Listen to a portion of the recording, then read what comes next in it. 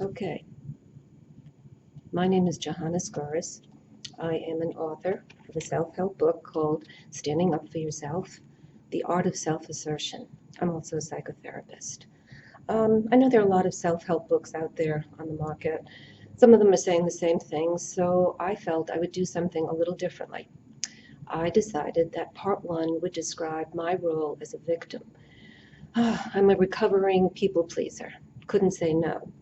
And this kind of self-destructiveness cost me a great deal. It cost me my self-esteem, a lot of self-hate, a lot of behavior that I regretted but couldn't control. So I devoted part one of my book to describing some of the problems that can happen when we don't know how to stand up for ourselves. So in part two, I decided I would give you techniques. I went back to school after I used to be a sculptor, and I became a clinician. After 10 years, I decided maybe I'll incorporate some of my experiences for a reader to identify with. And the part two would be able to give you techniques in being able to recognize where you need to address issues, how to overcome guilt if you do say no, how to stop running from yourself. So that's a big deal. So all I'm going to do today is give an overview. Today is like an introduction. Some of the topics that I'll be discussing over the next several weeks are going to be especially assertion. That'll be the first one. I'm going to look at how important it is that we have contact with our own aggressive nature.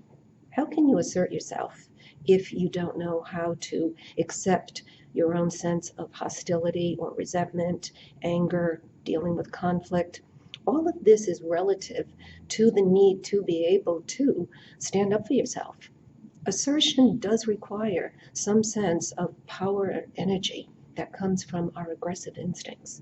So that is a component we'll look at when talking about assertion next week. Another topic that I'll be looking at is going to deal with depression. Very popular problem in our American culture.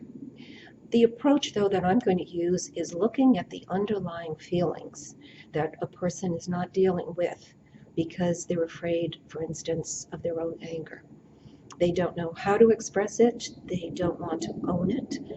And so those feelings that are not getting expressed, where are they? They have to be someplace inside of us.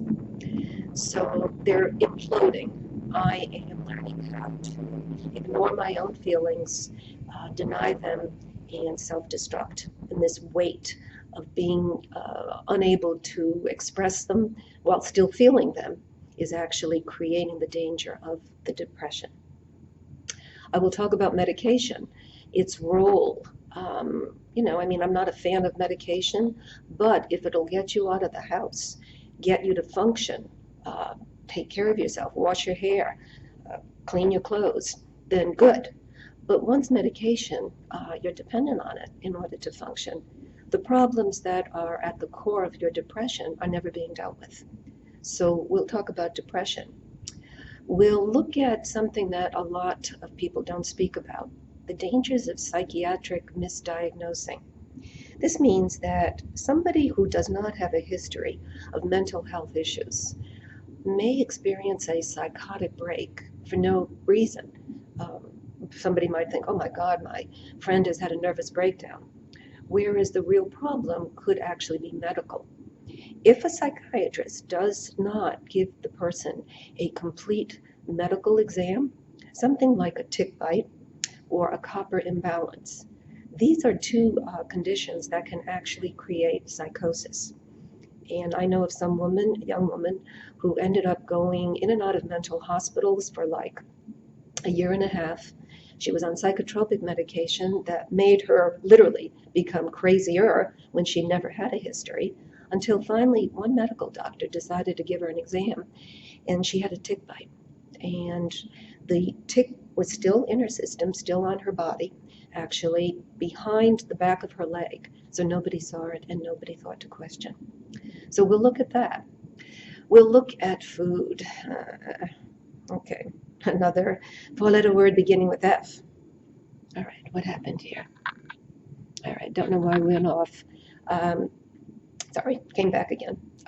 We'll look at food and the danger of how we may use food to run away from our feelings. We may stuff when we're angry, or we reject food. Now we'll look at how the mother may play a significant role. What is your relationship, your perception of your relationship to your mother? Because you have to understand the mama is the first person who got us food, whether it was the breast or the bottle, however it was. She is still a main component in being able to recognize how we perceive food or misperceive it. We'll look at love and sex. That's a big topic. We'll look at how our culture, let's look at the American culture for a moment. We're very, very image conscious. We want to look beautiful. We want to be youthful, have sex appeal, lots of money, cars, good education. Now, none of those things are bad in and of themselves, but when they are lacking feeling when it comes to situations and all we are is pumping up that image, this is how we get into trouble. Why we have so many problems in our culture with drugs, alcohol, gambling, and so forth. I remember a client saying, how can I lie in bed with my partner? I'm totally naked. We're having sex, but I don't feel anything. So we'll look at how feelings are critical in everything that we are going to say and do. And our culture, again, doesn't emphasize the need to get beyond basic feelings like anger and desire. Those are common, those are easy to own. So I'm going to cut it short now. I'd like to be able to say that think about what is your own issue. And if you have a question that you think is worth having a little discussion about, let me know. Don't forget, this is a culture that has functional blow-up dolls. So as a culture, we've got a lot of issues, and we've all been shaped or misshapen by this culture. So stay tuned. Ciao.